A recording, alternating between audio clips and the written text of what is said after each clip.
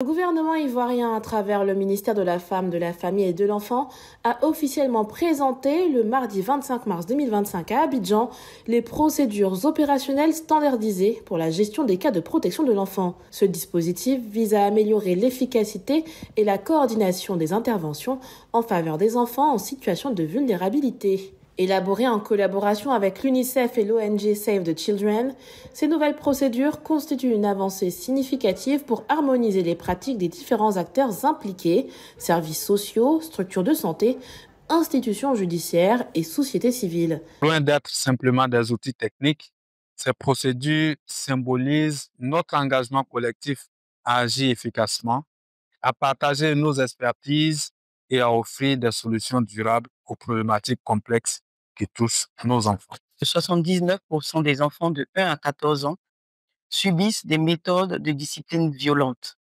et que 30% des répondants estiment que les châtiments corporels sont nécessaires pour une éducation correcte.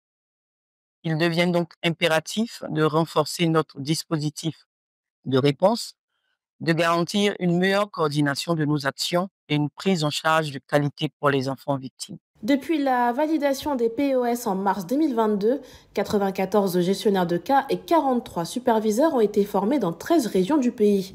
De plus, 43 structures de protection, notamment des complexes socio-éducatifs et des centres sociaux, ont intégré ces nouvelles pratiques. Dans les différentes régions, les travailleurs sociaux géraient les cas comme ils le pouvaient, selon leurs orientations, selon leurs possibilités. L'identification et l'enregistrement de l'enfant, nous allons passer à l'évaluation des besoins de l'enfant et de sa famille. Et après l'évaluation, on va élaborer le plan de prise en charge de l'enfant. Les manuels de procédure ont été officiellement remis aux différents ministères et organisations de la société civile impliquées dans la protection de l'enfance. Cette étape essentielle vise à garantir une appropriation effective des nouvelles procédures par tous les acteurs concernés et à assurer leur mise en œuvre harmonisée sur le terrain.